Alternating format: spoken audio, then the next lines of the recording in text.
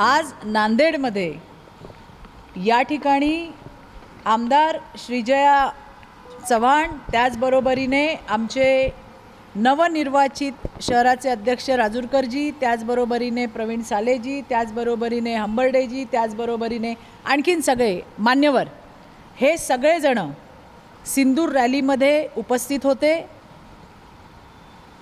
जोरदार पाऊस चालू होता, पण त्या पावसामध्ये कुणी थांबलं नाही आणि ते चालत अतिशय चांगल्या पद्धतीने सिंदूर यात्रा झाली, ज्यामध्ये लोकांचा सहभाग होता, महिलांचा सहभाग हा लक्षणीय होता। एका ठिकाणी देशाच्या सैनिकांना त्या ठिकाणी त्यांच्या शौर्याला सलाम करण्यासाठी भर पावसामध्ये सुद्धा कुणी नांदेडकर थांबला नाही, तो चालत राहिला आणि त्या ठिकाणी त्यांनी त्या वीर सैनिकांना त्यांच्या शौर्याला सलाम केला। खरं तर भारतीय स्त्रीच्या अस्तित्वावरती जो झालेला हल्ला होता त्याला पूर्णपणे रूप देण्याचं काम, त्याचा बदला घेण्याचं काम हे ऑपरेशन सिंदूरच्या माध्यमातून झालं आहे आणि ऑपरेशन सिंदूर तितकंच मर्यादित नाही आहे, संपूर्ण जगाने भारतातल्या भारत की बेटी की ताकद देखी आहे। आज तुम्ही बघितलं की major Sofiya Qureshi, wing commander Vyomika Singh यांनी संपूर्ण जगासमोर मिशन सिंदूरची माहिती दिली। आज आपण त्या ठिकाणी पाकिस्तानला धडा शिकवू शकलो आणि हा विजय, ऑपरेशन सिंदूरचा विजय, हा देशाचे लोकप्रिय प्रधानमंत्री मोदीजी यांनी या देशाच्या मातृशक्तीला समर्पित केला। असं असताना सगळ्या जगातले देश आपल्यासोबत उभे असताना, आपल्या सैनिकांसोबत उभे असताना, आपल्या राज्यातल्या विरोधकांना मात्र देशद्रोहाचा रोग झालेला आहे। ज्या पद्धतीने टीका केली जाते, ज्या पद्धतीने सैनिकांवरती, त्यांच्या शौर्यावरती, त्यांच्या कार्यावरती प्रश्नचिन्ह उपस्थित केलं जातं आहे, हे दुर्दैवी आहे। आणि म्हणून मला सरकारला हे सांगायचं आहे, हे सगळे वाचाळवीर यांना गाडीत भरा आणि बॉर्डरला नेऊन सोडा। जरा मागून पुढून 2 गोळ्या गेल्या की सगळे जागेवरती येतील की कशा पद्धतीने सैनिक तिथे लढतायत, म्हणून आज आपण आपल्या घरामध्ये सुरक्षित आहोत। हे पोपट सगळे असे बोलतायत की जसे हे पाकिस्तानचे प्रवक्ते आहेत, हे असे बोलतायत जसं पाकिस्तानची सुपारी यांनी घेतली आहे। विजय वडेट्टीवारांची तर क्लिप पाकिस्तानला त्या ठिकाणी दाखवली जाते।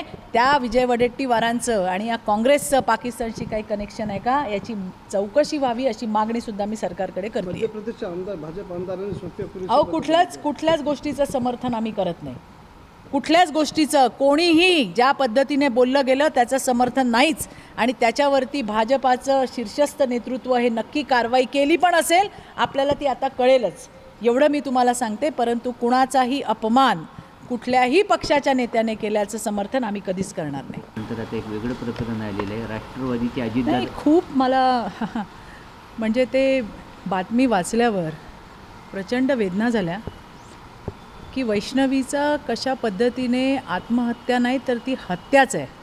तिच्या आईवडिलांच्या तिचे संपूर्ण बाईट मी आज ऐकले, कालही बातम्या चालल्या होत्या, त्यातनं माहिती घेतली, पुण्याच्या पोलिसांशी मी त्या ठिकाणी बोलले आणि ही आत्महत्या नाही तर तिला आत्महत्येला प्रवृत्त केलं आहे। ज्या पद्धतीने तिच्या शरीरावरती खुणा होत्या मारायच्या, तिचे वडील आणि आई सांगत असताना अक्षरशः हृदय असं पिळवटून निघत होतं, डोळ्यातनं पाणी येत होतं की एका मुलीला तळहाताच्या फोडासारखं वाढवतात आणि लग्न करून दिल्यानंतर तिच्यावर थुकतात, तिला मारहाण करतात, तिचे केस उपटतात। अरे माणसं आहेत का हैवान आहेत ही? मी तुम्हाला या ठिकाणी अतिशय जबाबदारीने सांगते, तो काय नाव त्याचं ते हगवणे, तो कोण पण असू दे, कुठल्या पण पार्टीचा असू दे, कोणाच्या किती पण जवळचा असू दे, पार मांडीला मांडी लावून बसणारा असू दे, तरी त्याला शिक्षा झाल्याशिवाय राहणार नाही। वैष्णवीला न्याय मिळेपर्यंत आम्ही त्याचा फॉलोअप करू।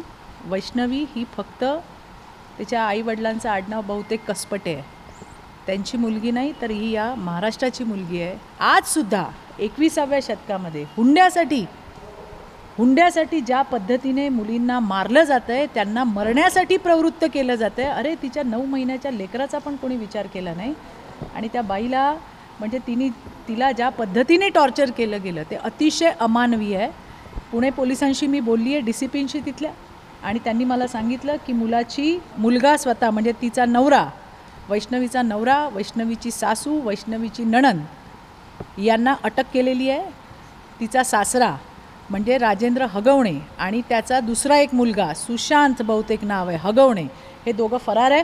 पण मी तुम्हाला विश्वासाने आणि जबाबदारीने सांगते, लवकरच ते पकडले जातील. कुठल्याही पद्धतीची क्षमा होणार नाही. कितीही जवळचा असू दे, त्याला क्षमा नाही. हे देवेंद्र फडणवीसांचं राज्य आहे, हे महायुतीचं सरकार आहे आणि आमचा देवाभाऊ हा असल्या नराधमांना, कोणी कितीही जवळचा असला, मी पुन्हा जबाबदारीने सांगते, पार मांडीला मांडी लावून बसणारा असला तरी त्याला सोडणार नाही. आणि वैष्णवीचा जो हा बदला आहे तो घेतल्याशिवाय आम्ही राहणार नाही. आज आमच्या एका मुलीसोबत असं झालं आहे, राज्यातल्या आईवडिलांनाही मला कळकळून सांगायचं आहे, अरे हे हैवान लोक आहेत. आपल्याला पहिल्याच वेळेला कळलं कशा पद्धतीने सोन्याच्या गौरी मागितल्या, चांदीच्या गौरी मागितल्या, मग चांदीची भांडी मागितली, मग आता फॉर्च्युनर गाडी, त्याच्यावर 51 तोळे सोनं. अरे काय चाललं आहे? आपण सुद्धा आपल्या मुलींना स्वतःच्या पायावर उभं करतोय. हे असल्या लांडग्यांना कशासाठी पोरी द्यायच्या? आणि ती येऊन सांगत होती प्रत्येक वेळेला, म्हणजे तिच्या बाबांचं मी बघितलं की मी बोलू नाही शकलो. 1.5 वर्ष त्यांनी घरातही कोणाला सांगितलं नाही. पण बरोबर आहे की आपली एक इज्जत आहे बाबा, काय होईल आपल्या मुलीसोबत असं होतं आहे हे सुद्धा आहे. तरी मला सगळ्यांना सांगायचं आहे, तिच्या आईने सांगितलेला सल्ला मला खूप आवडला. आपल्या मुली ज्या बोलतात ते तुम्ही ऐका, पालक म्हणून आपण ऐकलं पाहिजे. पोरीला त्रास होतोय, तात्काळ त्याच्यावरती काहीतरी ॲक्शन घेतली पाहिजे. पण या हैवानांना, या राक्षसांना, या हरामखोरांना शिक्षा झाल्याशिवाय आम्ही सुद्धा शांत बसणार नाही.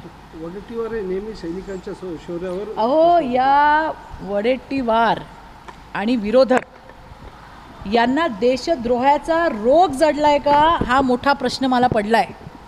आज संपूर्ण जग भारतासोबत उभं आहे. संपूर्ण देशामध्ये तुम्ही बघितलं की कशा पद्धतीने आपल्या सैनिकांचं मनोबल वाढवण्याचं काम होत आहे. तिरंगा यात्रा निघत आहेत, सिंदूर यात्रा निघत आहेत आणि त्याच्यामध्ये लाखो लोक सहभागी होत आहेत. असं असताना किती मारले, कुठे पडले. मला तर मोदीजींना आणि देवेंजींनाही सांगायचं आहे की मुख्यमंत्री महोदय आणि प्रधानमंत्री महोदय, या सगळ्या वाचाळवीरांना एका गाडीत भरा आणि यांना एकदा बॉर्डरवर सोडून या. म्हणजे हे अशा पद्धतीने बोलतायत जसे पाकिस्तानची सुपारी यांनी घेतली आहे. हे असे बोलतायत जसे हे पाकिस्तानचे प्रवक्ते आहेत. अहो, त्या पाकिस्तानच्या मीडियामध्ये विजय वडेट्टीवारांची व्हिडिओ क्लिप वाजवली जाते.